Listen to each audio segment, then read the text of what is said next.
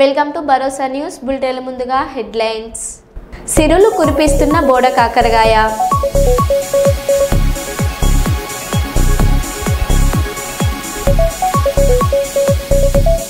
BRS ముఖ్య నేతలతో అధినేత కేసీఆర్ ఇష్టాగోష్ఠి.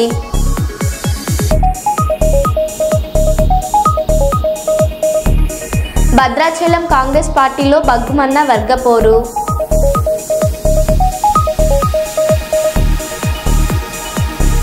నేటి నుంచి కురవిలో సిపిఐ మైబాద్ జిల్లా మహాసభలు.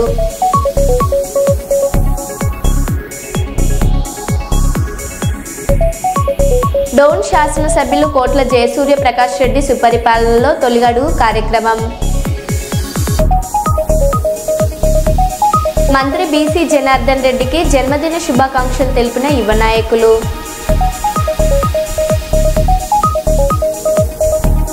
ఇక వివరాల్లోకి వెళ్తే, కర్నూలు అర్బన్ కోఆపరేటివ్ క్రెడిట్ సొసైటీలో జరిగిన అక్రమాలకు గత పాలక మండలికి సంబంధం లేదని మాజీ చైర్మన్ బలరాజు తెలిపారు. కలెక్టర్ కార్యాలయ ఆవరణలో ఆయన మీడియా సమావేశం నిర్వహించారు. గత కొన్ని రోజులుగా అర్బన్ కోఆపరేటివ్ క్రెడిట్ సొసైటీలో అక్రమాలు జరిగాయని, వీటికి పాలక మండలికి సంబంధం ఉన్నట్లు వార్తలు వచ్చాయని, ఇది అవాస్తవమని తెలిపారు. ఈ అక్రమాలపై విచారణ చేయాలని కోరినదే పాలక మండలి సభ్యులని బాలరాజు తెలిపారు. ఈ అక్రమాలకు సంబంధించి 5 మందితో 21 ఎంక్వైరీ మరియు 51 ఎంక్వైరీ జరిగిందన్నారు. ఈ ఎంక్వైరీలో పాలక మండలి అవినీతికి పాల్పడినట్లు ఎక్కడా చెప్పలేదన్నారు.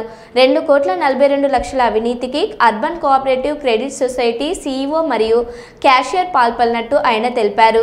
దీనికి సంబంధించి మా వద్ద ఆధారాలు ఉన్నాయని తెలిపారు. సీఈఓ 18 లక్షల రూపాయలు జమ చేశారన్నారు.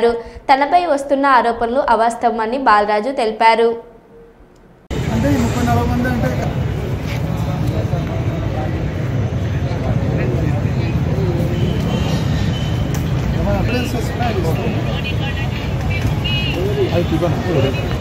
నమ్మచ్చు అందరూ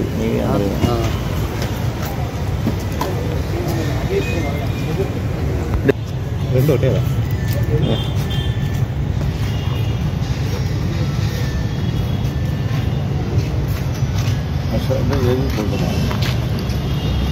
మిస్సల్ భాష కొంచెం. నా పేరు ex chairman Balaraju, ex vice chairman Maqbool bhai, director Javed, director Nagaraju garu. గత 2-3 రోజుల నుండి పేపర్లలో అర్బన్ కోఆపరేటివ్ సొసైటీకి సంబంధించిన 2,42,00,000 రూపాయల అవకతవకలు జరిగాయని చెప్పేసి పేపర్లలో రాయడం జరిగింది. దానికి సంబంధించి మేము సభ్యులకు, సొసైటీ సభ్యులకు వివరణ ఇవ్వాలన్న ఉద్దేశంతో ఈరోజు మేము మీడియా ముందుకు రావడం జరిగింది. ముఖ్యంగా అవకతవకలు జరిగాయని చెప్పేసి పాలకవర్గం ద్వారా మేము డిపార్ట్మెంట్కు ఎంక్వైరీ చేయమని చెప్పి అడిగిందే. మేము డిపార్ట్మెంట్ ఎంక్వైరీ చేయలేదు, మేము ఎంక్వైరీ చేయమని అడిగాము. దాని తర్వాత మాకు 21 ఎంక్వైరీ జరిగింది. 21 ఎంక్వైరీలో వాళ్ళు చూపించారు, బోగస్ కార్డులు ఏవనేవి చూపించారు. 21 ఎంక్వైరీ పైన 51 ఎంక్వైరీ చేశారు. 51 ఎంక్వైరీలో మా పైన సెక్రటరీ కానీ, క్యాషియర్ కానీ, ఎవరు చైర్మన్ కానీ, డైరెక్టర్లు కానీ డబ్బు తీసుకున్నారు, తిన్నారన్నటువంటి ఇది ఆధారాలు చెప్పలేదు కూడా. వాళ్ళు రికార్డ్ చేసింది ఆమె శిరీష మేడం గారు రికార్డ్ చేశారు. 51 ఎంక్వైరీలో ఎటువంటి మా పైన ఇది చూపెట్టలేదు. కానీ నాకు జాయింట్ చెక్ పవర్ ఉండాలన్నటువంటి ఒక కాజ్ ఉంది బైలాలో అని చెప్పేసి ఆమె నన్ను క్రాస్ చేయడం జరిగింది. నాకు చైర్మన్గా నాకు మా పాలకవర్గం నన్ను ఎన్నుకొని నాకు చెక్ పవర్ ఇచ్చింది. దాదాపు నేను 11 సంవత్సరాల పైన చైర్మన్గా ఉన్నాను. ఏ రోజు కూడా డిపార్ట్మెంట్ వాళ్ళు చెక్ పవర్ సింగిల్గా నువ్వు మెయింటైన్ చేస్తున్నామని కానీ, లేదా మిస్యూజ్ అవుతుంది కానీ మమ్మల్ని వాళ్ళు అడిగింది లేదు. మేము ఎంక్వైరీ చేయమన్న తర్వాత నువ్వు ఒక్కనివే హ్యాండిల్ చేస్తున్నావు కాబట్టి దీంట్లో నువ్వు కూడా బాధ్యుడు అవుతావని చెప్పేసి పేపర్లలో రాయడం జరిగింది. నేను కూడా ఒక నేరస్తుని మాదిరి 2,40,00,000 నేను నేరం చేసిన దాంట్లో నేను కూడా భాగస్తున్నానని చెప్పేసి చూపెట్టడం జరిగింది. మేము మా పైన ఎంక్వైరీలో ఎవరు ఎటువంటి అభియోగాలు చూపెట్టలేదు. తర్వాత వాళ్ళు స్టాఫ్ డబ్బు మిస్యూజ్ చేసిందని చెప్పేసి మా దగ్గర ఆధారాలు ఉన్నాయి. ఒక 2 ఆధారాలు పేపర్లు ఉన్నాయి. ఒక ఆధారం ఒక 2 నిమిషాల్లో నేను మీడియా ద్వారా మీకు తెలియజేస్తాను. మీ పైన ఆరోపణలు గల కారణం అంటే మీనే అలా చెప్పండి.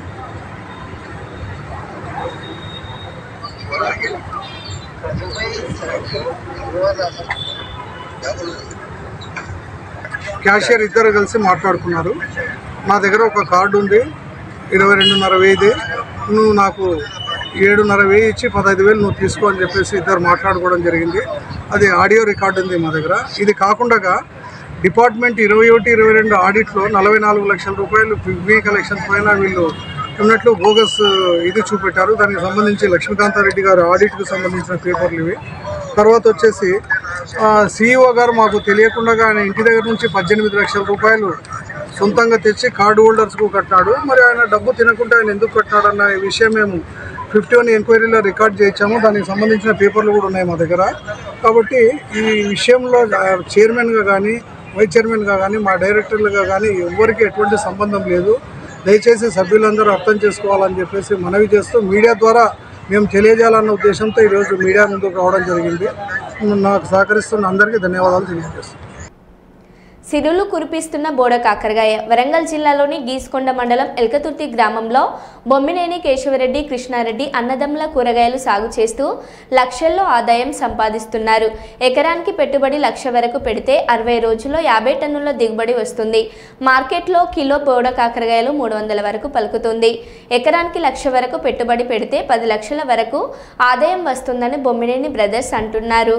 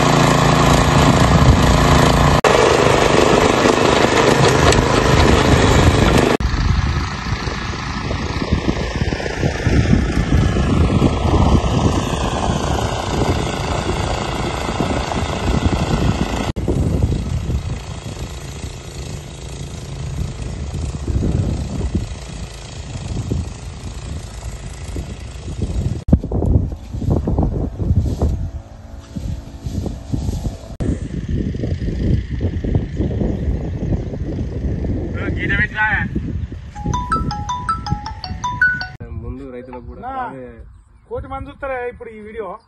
రాబోయే రైతులకన్నా అంటే ఇటనా అన్ని ఛానల్ వేరు, ఇప్పుడు ఆ వేటు న్యూస్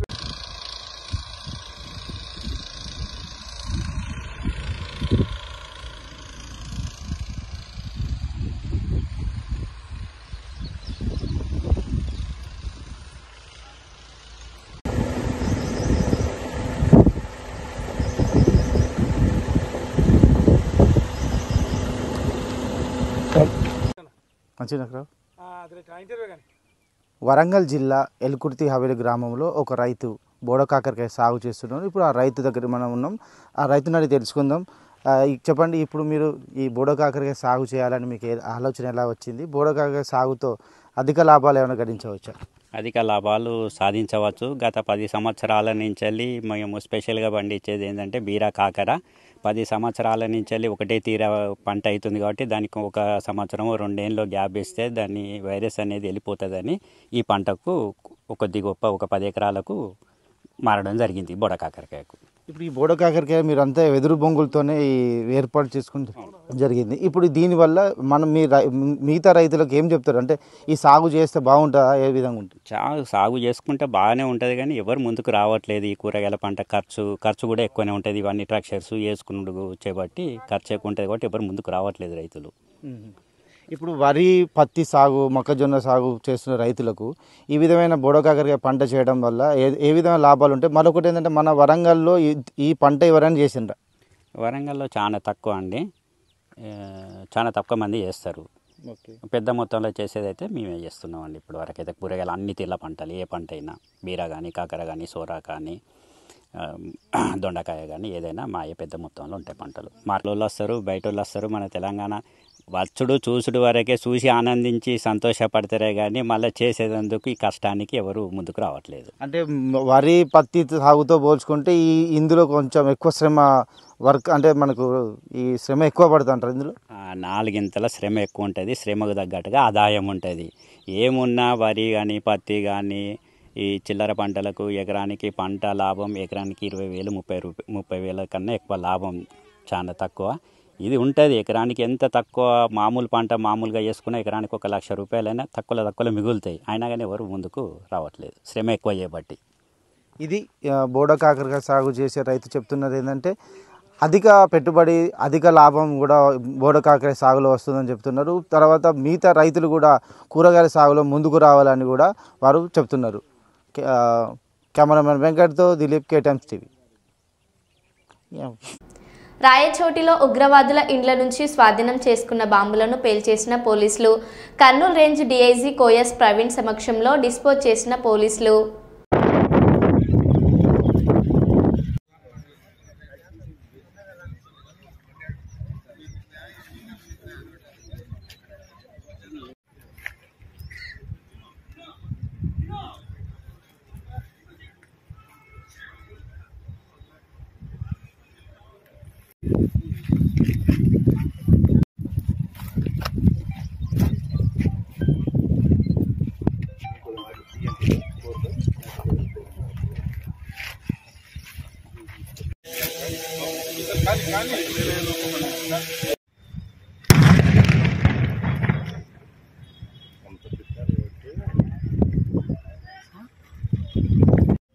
తీసుకోనా జూమ్ తగ్గించుకోనా ప్లీజ్.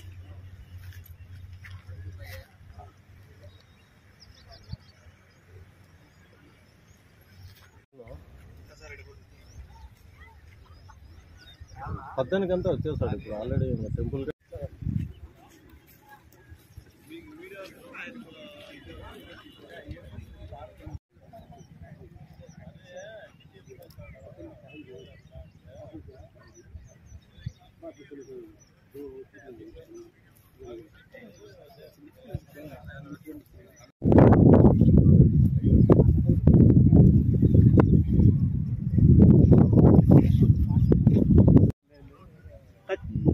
ఖచ్చితంగా నీకు ఏం కాదు సాగిస్తా, కానీ నాకు ఏముంటుంది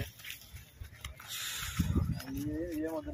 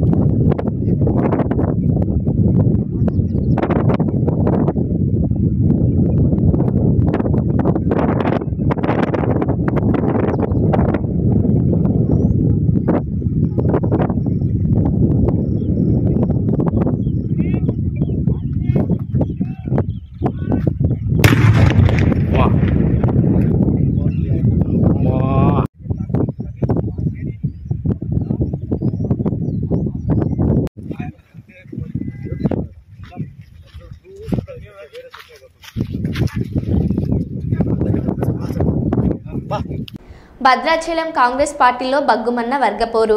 తెల్లం వెంకట్రావు వర్సెస్ పోదం వీరయ్య.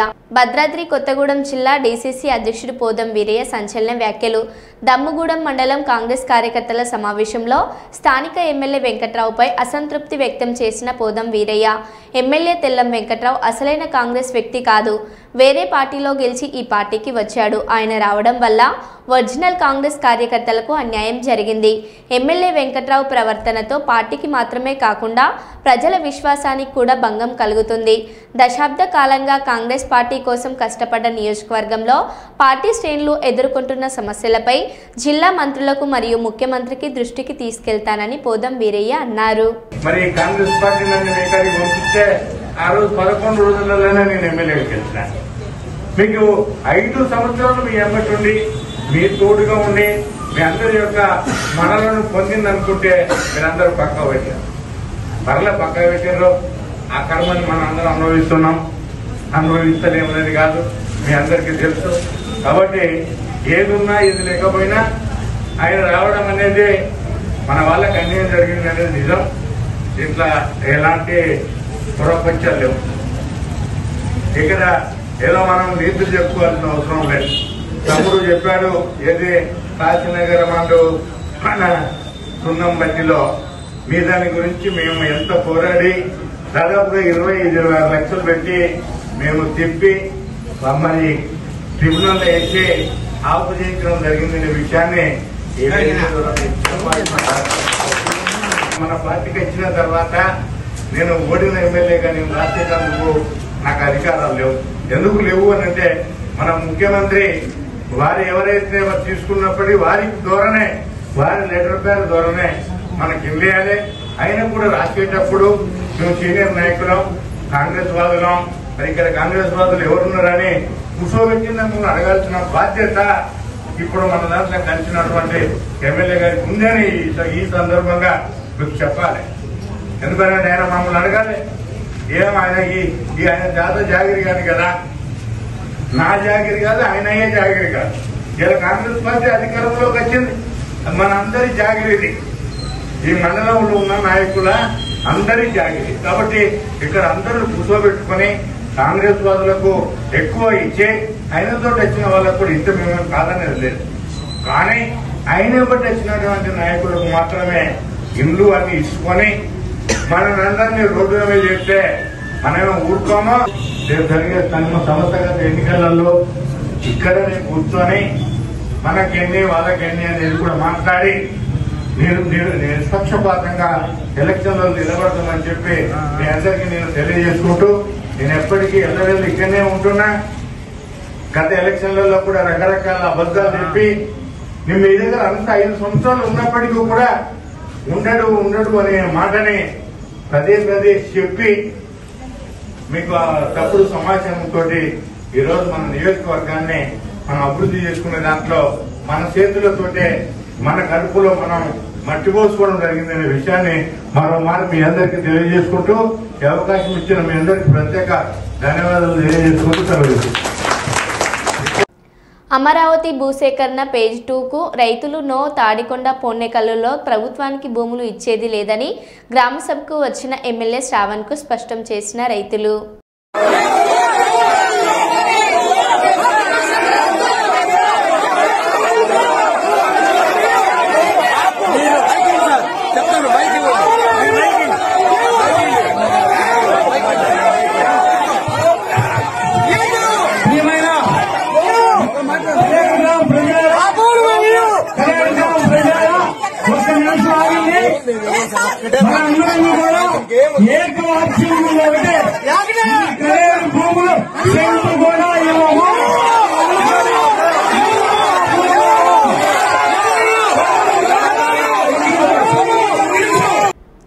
బీఆర్ఎస్ ముఖ్య నేతలతో అధినేత కేసీఆర్ ఇష్టగోష్ఠి.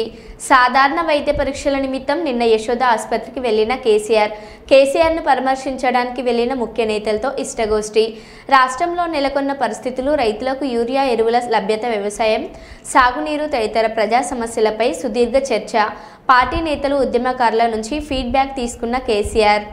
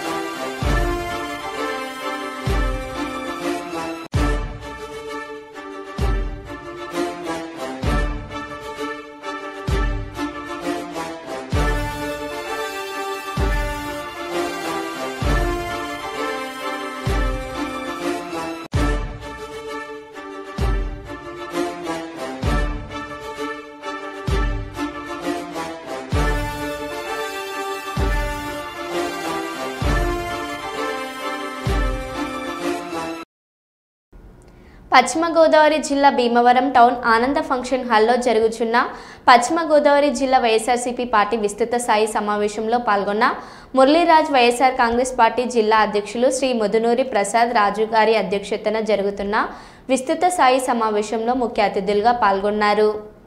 సభాధ్యక్షులు పెద్దలు గౌరవనీయులు జిల్లా పార్టీ అధ్యక్షులు ముదునూరి ప్రసాద్ రాజు గారికి, పార్లమెంట్ ఇన్ఛార్జ్ గూడూరు ఉమాబాల గారికి, నూతనంగా నియమితులైనటువంటి భీమవరం నియోజకవర్గ సమన్వయకర్త వెంకటరాయుడు గారికి, అదేవిధంగా గుడాల గోపి గారికి, శాసన మండలి సభ్యులు పౌరు శ్రీనివాస్ గారికి, శ్రీగౌడ నరేష్ గారికి, వేదిక మీద ఉన్నటువంటి పెద్దలకు, వేదిక ముందు ఉన్నటువంటి అనుబంధ సంస్థల నాయకులకు, వైఎస్ఆర్ కాంగ్రెస్ పార్టీ నాయకులకు పేరు పేరుగా కూడా ధన్యవాదాలు తెలియజేస్తున్నాను.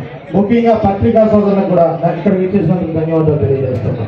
సంవత్సర కాలం అయింది ఈ కూటమి ప్రభుత్వం అధికారంలోకి వచ్చి ఏ ఒక్క హామీని అమలు జరపకుండా అన్ని హామీల్ని తొంగలో దుక్కి ఓన్లీ రెడ్ బుక్ రాజ్యాంగం, లోకేష్ గారు ఏదైతే రాజ్యాంగం రాశారో ఆ రాజ్యాంగాన్ని అమలు జరుపుతా ఉన్నారు ఈ కూటమి ప్రభుత్వం. వైఎస్ఆర్ కాంగ్రెస్ పార్టీ నాయకులను భయభ్రాంతులను చేయడం, వైఎస్ఆర్ కాంగ్రెస్ పార్టీ మీద అక్రమ కేసులు పెట్టడం, వైఎస్ఆర్ కాంగ్రెస్ పార్టీ నాయకులందరినీ జైల్లో వేయడం, ఇదే తప్ప ఏదో ఒక్క అభివృద్ధి మీద కూడా దృష్టి పెట్టలేదు. రాష్ట్రంలో అంత అరాచక పాలన జరుగుతుంది. ఏదైతే జనం నిలదీస్తున్నారో వాళ్ళందరి మీద కేసులు పెడతామని భయభ్రాంతులకు గురి చేస్తున్నారు. ఇవన్నీ గ్రహించి మన జగన్మోహన్ రెడ్డి గారు ఒక మంచి మహోత్తరమైన కార్యక్రమం ప్రతిపక్ష నేతగా పాలక పక్షం ఏదైతే హామీ ఇచ్చిందో ఈ హామీలన్నీ కూడా అమలు చేసే విధంగా మనం ఒత్తిడి తీసుకురావాలి.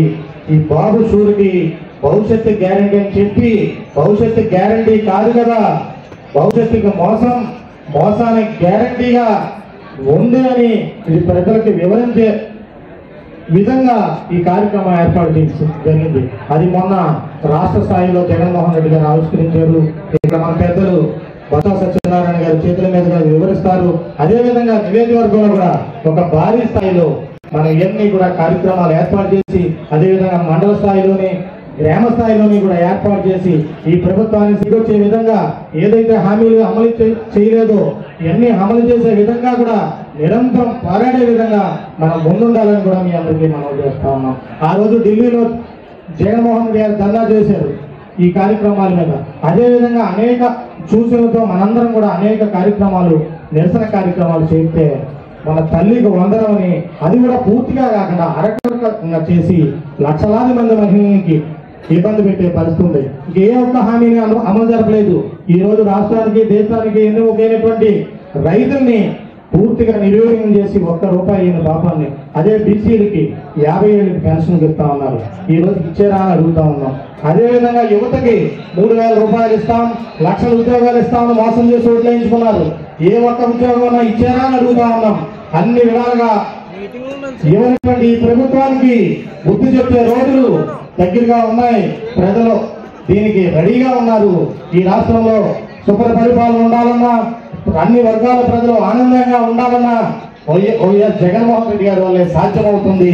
ఈ రాష్ట్రంలో రాజ్యాంగ పాలన రావాలి, అందరూ బాగుండాలి అనుకుంటే జగన్మోహన్ రెడ్డి గారి వల్లే అవుతుందని ప్రజలు డిసైడ్ అయి ఉన్నారు. మనం కూడా ఉత్సాహంగా ఉండి ప్రజల పక్షాన్ని పోరాడితే వాళ్ళకి కొంత కొంత న్యాయం జరుగుద్ది అనే ఉద్దేశంతో జగన్మోహన్ రెడ్డి గారు ఈ కార్యక్రమాన్ని పెట్టారు. దీన్ని మనందరం కూడా బాధ్యత తీసుకుని ఒక పెద్ద విఫలంగా దీన్ని చేయాలని కూడా మీ అందరినీ కోరుతాను.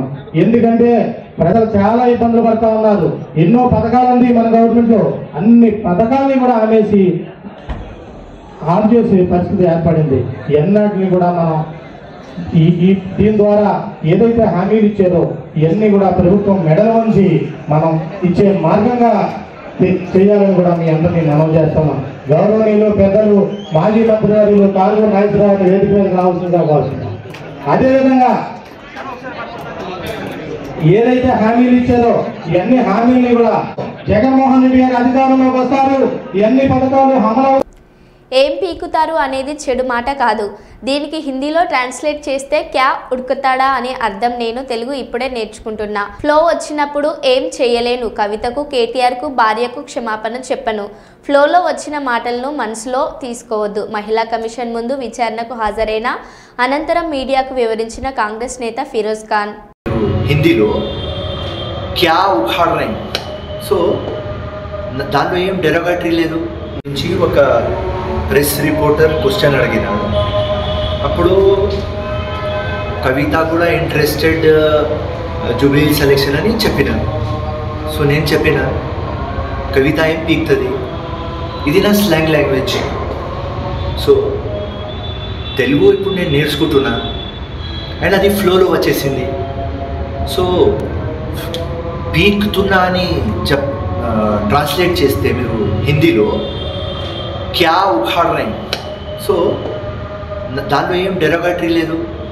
నేను మహిళలకు అట్మోస్ట్ రెస్పెక్ట్ చేసే ఒక వ్యక్తి ఫిరోజ్ ఖాన్.